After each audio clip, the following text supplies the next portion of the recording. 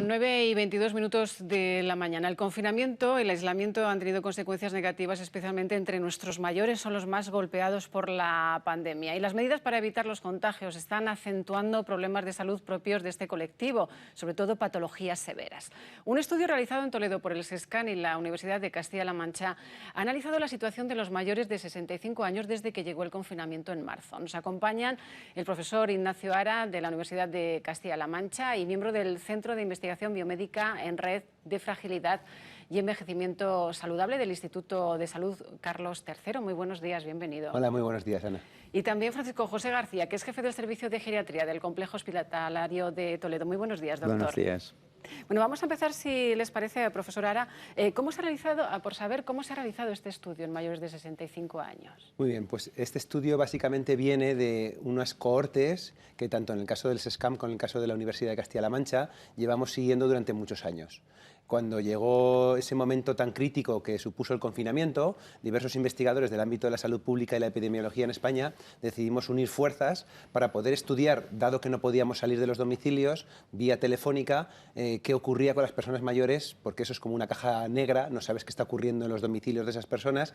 Queríamos recoger la máxima información posible para saber cómo estaban afrontando ese momento tan especial, con aspectos relacionados con la actividad física, cuánto había descendido, el sedentarismo, cuánto había aumentado, cómo era el tipo de alimentación, se había empeorado, la ingesta de alcohol, la ansiedad, el estrés, el sueño.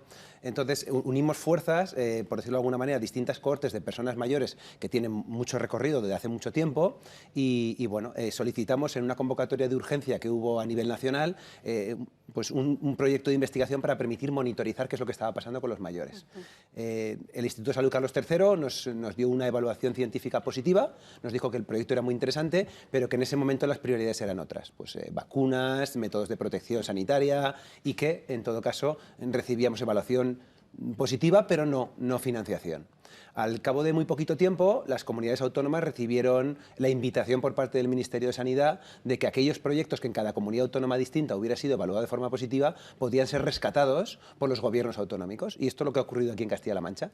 De los más de 20 y tantos proyectos, creo que hubo un solo concedido en Castilla-La Mancha y nosotros fuimos el otro que, a pesar de tener evaluación positiva, no fue financiado. Entonces el gobierno de Castilla-La Mancha contactó con nosotros y entonces nos invitó o nos preguntó si todavía era posible finalizar el proyecto si ellos se hacían cargo de la financiación que faltara por desarrollar.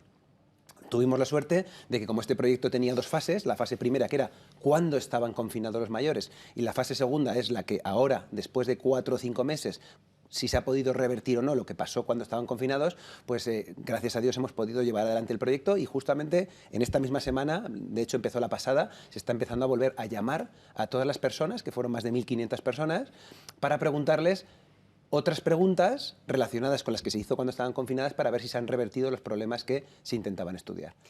Todavía está por ver, pero ¿se podría dar un titular de si se han revertido esos efectos? ¿Se han podido revertir con la relajación de las medidas tras el confinamiento? Bueno, no se puede hablar de eso porque todavía no está recogida la información, pero lo que sí que podemos es empezar a hablar de lo que encontramos cuando estaban confinados. Y esto yo creo que es muy importante porque todos pensamos que hay cosas que son lógicas y que son de sentido común, pero tú hasta que no las preguntas, las mides y las evalúas, no puedes decir cuánto. Y pongo un ejemplo, nosotros pensábamos que la cantidad de movimiento que iban a hacer las personas se iba a reducir dramáticamente. Y ha habido una reducción, pero no ha sido tan dramática. Pensábamos que el sedentarismo, el tiempo que estamos sentados, iba a aumentar muchísimo y eso ha ocurrido como pensábamos. Pero aspectos como, por ejemplo, lo que son la ingesta de distintos tipos de nutrientes o el alcohol o el tabaco, si ha aumentado o no, todavía está por definir, pero parece que ha habido empeoramientos leves. Donde sí que ha habido un problema muy importante es en el sueño. Ahí sí que me estoy adelantando porque ni siquiera lo hemos publicado todavía, pero sí que es cierto que los mayores han sufrido mucho. Y luego hablará el doctor García sobre el tema, pero los mayores es una población muy vulnerable, donde así como los niños han podido sufrir también mucho, pero tienen mucho margen para recuperarse, a lo mejor las personas mayores no lo tienen, porque están muy cercanos al umbral que luego no les permitirá de forma independiente y exclusiva poder superar lo que les ha pasado. Entonces, esa información es muy importante que sea objetiva, no que sea una opinión o que sea lo que lógicamente tendría que pasar, sino que en un tamaño muestral muy grande se recoja datos objetivos para poder diseñar políticas de salud pública que luego sean específicas de las poblaciones más vulnerables o más afectadas. Claro, bueno, doctor García, si le parece, empezamos por esas imposibilidades que han tenido nuestros mayores de hacer ejercicio físico en casa. ¿No ha sido tampoco tan tan determinantes, pero ¿qué pasa si una persona pasa demasiadas horas en un sofá o en la cama durante tanto tiempo, tantos meses? Pues el ejercicio, la actividad física es fundamental en las personas mayores. Está muy relacionada con el mantenimiento de la función cognitiva, del ánimo y de la, digamos, actividad muscular, que es básica porque el músculo es la principal reserva de proteínas que tenemos. Y entonces, ante una situación clínica estresante, como puede ser cualquier infección, etcétera, pues, digamos, tienes una reserva biológica para poder aguantarla, ¿no? ¿Qué pasa cuando con el confinamiento? Pues la falta de actividad física, pues hemos visto que las personas que tienen deterioro cognitivo pues se deterioran más. Aquellas personas que tienen enfermedades crónicas de base, pulmonares o cardíacas, se deterioran más y en general su funcionalidad se deteriora más, ¿no?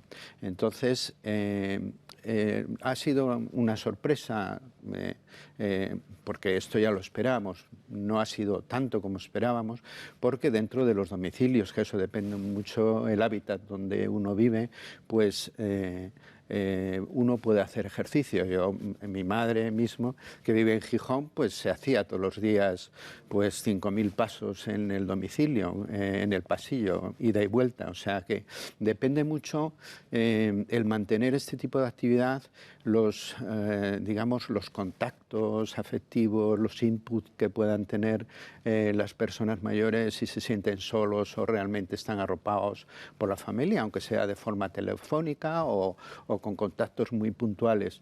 Aquellas personas que mantienen eso, pues tienen más probabilidad de seguir manteniendo una actividad física durante el confinamiento, ¿no? Afortunadamente ahora ya pueden salir y eso es fundamental. Desde luego. ¿Los meses que han pasado confinados se puede asemejar a un periodo de hospitalización? No, porque cuando hay un periodo de hospitalización generalmente es por una enfermedad añadida, ¿no?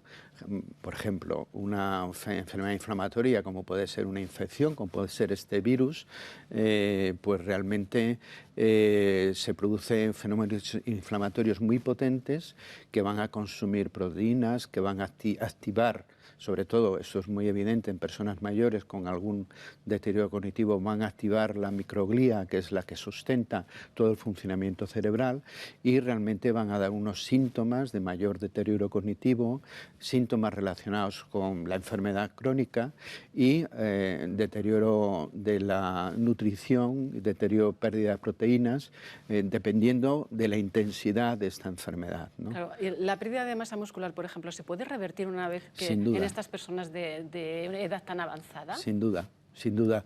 Nosotros, bueno, nosotros también estamos en el CIBER de fragilidad y llevamos proyectos conjuntos, y uno de los proyectos estrella que llevamos es el tratamiento de la fragilidad en el Hospital Virgen del Valle con programas de actividad física, de entrenamiento físico, y la respuesta que tenemos es excelente. Es decir, no hay edad límite. Hay evidencias de conocidos nuestros también en residencias que personas con 100, 102 años mejoran sustancialmente. Desde luego. Bueno, entonces los efectos de la movilidad, profesor Ara, se pueden medir entre quienes han podido hacer ejercicio en casa y quienes no, claro. Sí, yo creo que los condicionantes de las personas han determinado mucho las consecuencias. No es lo mismo tener una casa pequeñita donde casi no te puedes mover que una casa muy grande, que tener un jardín, que tener material que no tenerlo, y eso son algunas de las cosas que nosotros hemos intentado valorar. Recuperando un poco el hilo de lo que hablábamos de la masa muscular, yo creo que uno de los aspectos más importantes de moverse es que tú proteges tu masa muscular. Cuando nos hacemos mayores, uno va perdiendo poco a poco su masa muscular en función de sus estilos de vida, y el ejercicio físico permite que esa pérdida sea más progresiva y más lenta. Luego hay otro aspecto que es el cualitativo. Con la misma cantidad de masa muscular tú puedes ejecutarla o ejercerla de una forma óptima o no óptima. Y yo creo que ese es otro de los aspectos fundamentales. Una persona con masa muscular muy reducida, pero que tenga una función física importante, probablemente va a tener mucho más lejano el escenario de tener una discapacidad o una fragilidad. Es decir, que por un lado está el si tengo suficiente músculo o no lo tengo, que eso es un aspecto que se sabe que es muy relevante, y por otro lado está del músculo que yo tenga, cómo funciona. Y eso es muy importante. Y el ejercicio físico, bien prescrito y bien pautado, permite que las personas, independientemente de la cantidad de músculo que tengan, lo sepan poner en funcionamiento mejor o peor. En el caso de la geriatría en Castilla-La Mancha, yo creo que podemos estar muy orgullosos. No lo digo solo por nuestra colaboración con el Hospital Virgen del Valle, pero es verdad que a nivel de los centros de excelencia de investigación tenemos 3 en Castilla-La Mancha relacionados con el envejecimiento activo. Y eso, tanto en Albacete como aquí en Toledo, podemos decir que desde el servicio de geriatría somos pioneros, en este caso con la colaboración con la Universidad en Toledo, en prescribir de forma individualizada, con metodologías científicas aplicadas a la clínica diaria, pues aspectos muy importantes para precisamente las personas que tienen poco músculo que funcione muy bien y las personas que hagan el suficiente ejercicio puedan o revertir o por lo menos frenar todo lo posible lo que sería esa pérdida o sarcopenia que se produce en los mayores. ¿Y qué le pasa a una persona mayor que no recupera su masa muscular? ¿Cuál es el riesgo que tiene? El riesgo nosotros perdemos reserva biológica y entonces si tenemos cualquier proceso agudo, pues estamos en riesgo de que ese proceso agudo pues, pueda deteriorarnos aún mucho más la funcionalidad, porque la función no se pierde poco a poco, el músculo, la fuerza se pierde poco a poco, pero la función se pierde por la ley del todo nada. Entonces bastan pequeños cambios en la fuerza, en la potencia muscular, para que uno, por ejemplo, no se pueda levantar del asiento, ¿no? Entonces el hecho de estar cerca de esos umbrales de riesgo significa que ante cualquier noxa agresiva que podamos tener, bien por una infección, bien por un ingreso, pues por una insuficiencia cardíaca y la inactividad ligada a la hospitalización, pues puede haber un déficit funcional y una dependencia, ¿no? Claro, bueno, la semana pasada las autoridades sanitarias hablaban solamente de personas en residencias, pero sí que aconsejaban a las comunidades autónomas que hicieran una relajación, digamos, en las medidas de aislamiento de los residentes y que se potenciara también el contacto con los seres queridos. ¿Es fundamental la interacción de los mayores, doctor? Es un terreno muy delicado esto, ¿no? Es fundamental la interrelación con los mayores. Lo que pasa es que la interrelación también puede ser por otros medios, que son, lo ideal es el contacto físico, los abrazos, etcétera. Existen otros medios como es el teléfono o la videoconferencia y estamos en una situación en la que dependiendo de la incidencia que hay fuera de la residencia de la incidencia del coronavirus, de la infección por coronavirus fuera de la residencia, pues los riesgos serán mayores o menores para permitir estas reuniones familiares, ¿no? Es un problema muy delicado porque, entre todo, un derecho fundamental es el derecho a la vida y realmente nosotros que vamos a las residencias, el servicio de geriatría tiene desde el 13 de marzo, tiene 6 equipos con 2 de atención primaria que van a las residencias a dar soporte a las residencias y hemos visto verdaderos dramas en las residencias. Es decir, que no es una decisión fácil. Yo creo que debe de lo mismo que ahora en estas vacaciones de Navidad, debemos ser muy prudentes, tanto en las residencias como en las reuniones familiares, porque los mayores tienen un altísimo riesgo de muerte si realmente les afecta esta infección. Y concretamente en este estudio que han realizado, ¿han percibido si se han acentuado o han aumentado los casos de demencia o de capacidad cognitiva? Mire, falta el segundo corte. Es cierto que es una corte que llevamos siguiendo muchos años, pero falta, digamos, el segundo corte que están ahora analizándose. Pero simplemente en la consulta de geriatría sí que hemos visto. Es en personas con deterioro cognitivo, hayas pasado, los que han pasado la enfermedad, sin ninguna duda, porque afecta muchísimo al sistema nervioso central, pero los que no han pasado la enfermedad, el hecho de tener aislamiento, sedentarismo, etcétera, pues realmente tienen más deterioro.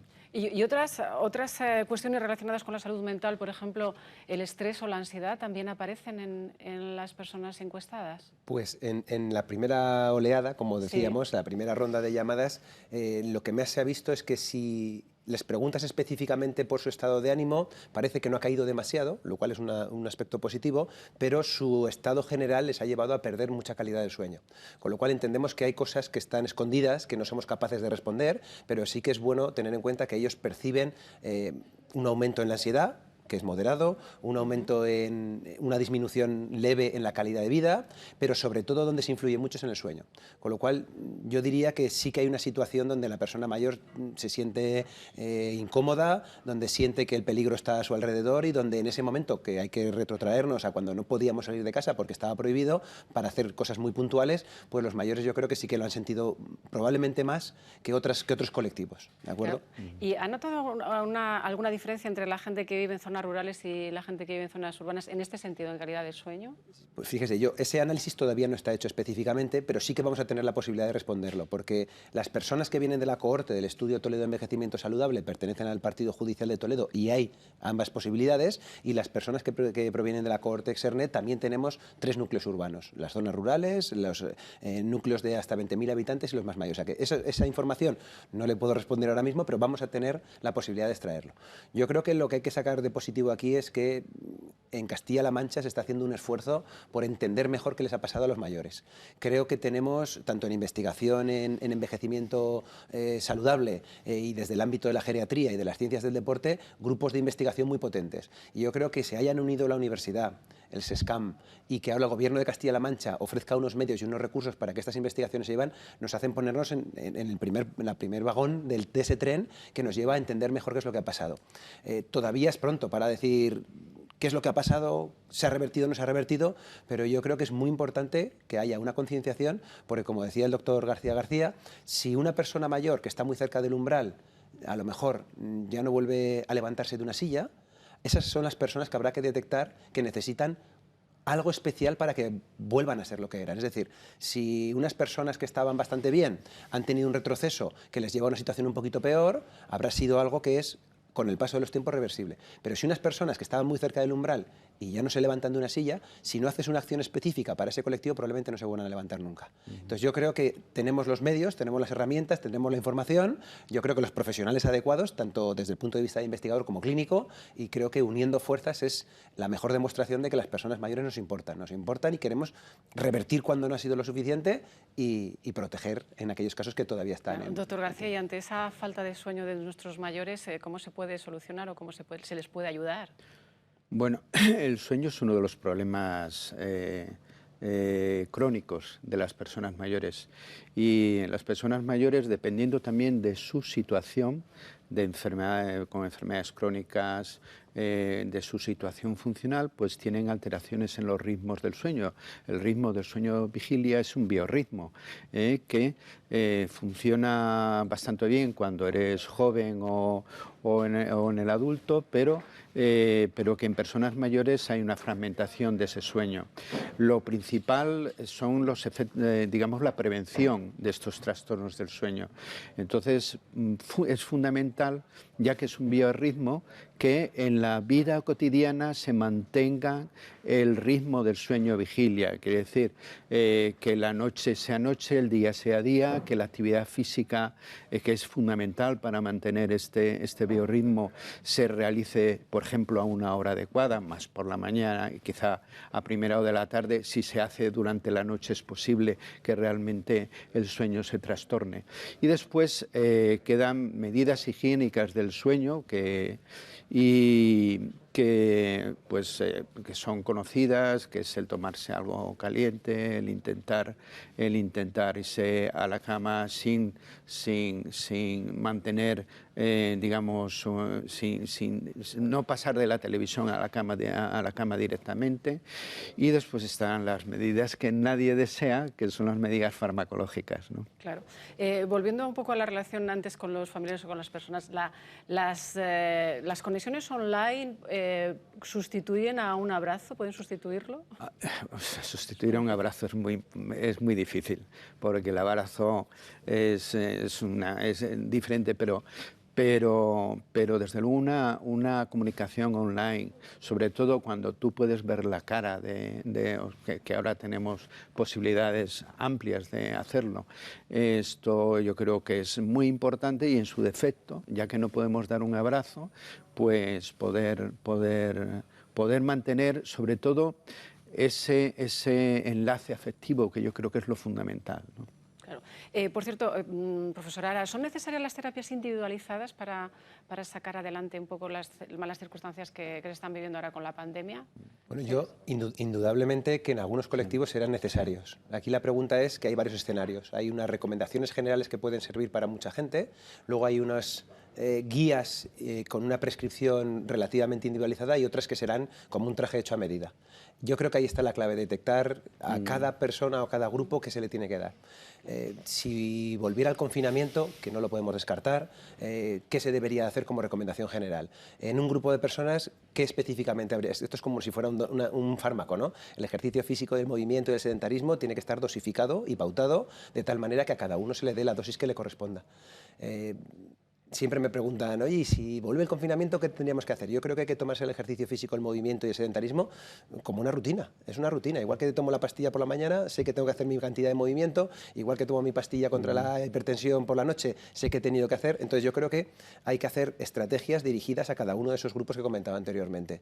Como norma general, como recomendación general, yo diría que el ejercicio hay que ponerlo en el calendario todos los días. O sea, tengo que hacer por la mañana esto, al mediodía esto y por la tarde esto. Que tengo un profesional que me puede prescribir algo específico, pues mucho mejor. El trabajo de fuerza tiene que ser por lo menos 2 veces por semana a las personas mayores. El trabajo de equilibrio también. El trabajo de aeróbico, que sería pues poder andar a lo mejor, también. Entonces cada uno tiene que recibir la dosis que recibe. Pero en el peor de los escenarios, en aquellas personas que son más frágiles, más vulnerables o que están cerca de la discapacidad, indudablemente que se necesita un tratamiento específico puesto a medida. Claro. Bueno, doctor, a ver, nuestra herencia, según algunos datos, solo explica el 25% de nuestra expectativa de vida y el 75% son la actitud o las rutinas que vamos adoptando. ¿Es cierto? Sí, sin duda.